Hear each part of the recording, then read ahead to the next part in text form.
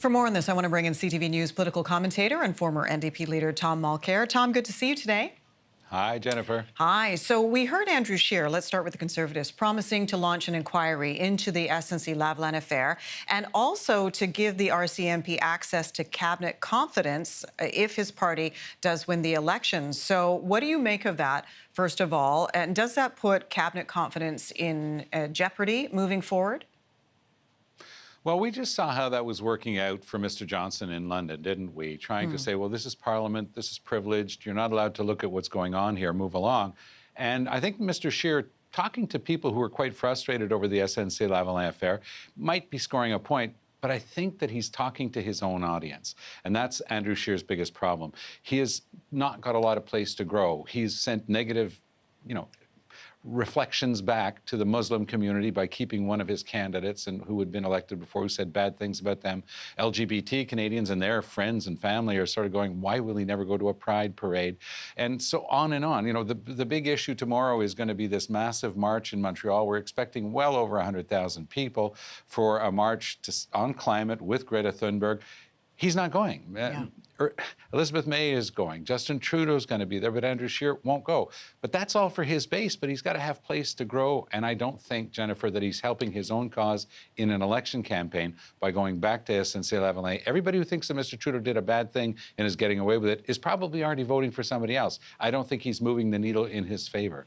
Interesting to note as well, after the so-called blackface and brownface scandals, the dial didn't move that much either, Tom, within the margin of error. The Conservatives took a little bit of a lead, but now it seems to be neck and neck as well, and we're showing our poll tracker there. In fact, we're showing the Liberals ahead. So again, what do the Conservatives need to do to attract either undecided voters or disenfranchised Liberal voters? Well, they've got to run an exciting campaign with bold new ideas that will attract people just outside. I mean, we call that in the jargon of political organizing, we refer to our universe, the people just beyond our grasp who have not voted for us yet, but who kind of like our ideas that we can be talking to. The problem is it's an echo chamber with the Conservatives. They keep talking to their own base, and they've got to be able to go outside. They were up in Saguenay-Lac-Saint-Jean. They've got great people up there. It looks like a region where they could break through, like Quebec City. But again, there was nothing there.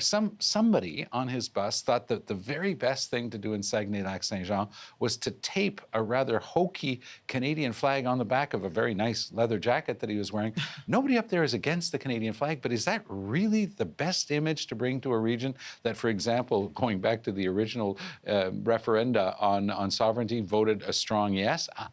They like Mr. Scheer. They like Conservatives. There are various areas of Quebec with strong Conservative values.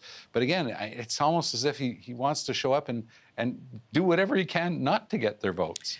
Jagmeet Singh has been praised for his handling of the situation after the Liberal scandal regarding Justin Trudeau. Has he been able to capitalize? Are more people paying attention to him now? Why not? Why not, Tom? He did a tremendous job in the Maclean's debate. He really did. He really shone. He was by far the best participant. He had such pitch-perfect answers for Mr. Trudeau, explaining why it was unacceptable what Mr. Trudeau did. And he was talking to young people of color like himself, and he explained empathy and understanding with them. It was great. There's a chance for him to shine again, and it's going to come next Wednesday, so just under a week, the very first debate where Mr. Trudeau is going to be present. It's the TVA network. I work there, full disclosure. They're having their big debate called Face à Face, face-to-face. It's a very quick format. I took part in the last one in 2015. It goes very quickly.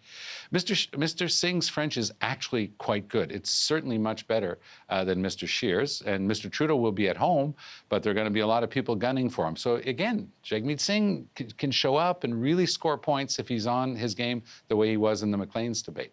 All right, we will continue to watch. Appreciate your insight as always. Thank you, Tom. All the best, Jennifer. You too. CTV News political commentator, former NDP leader Tom Mulcair.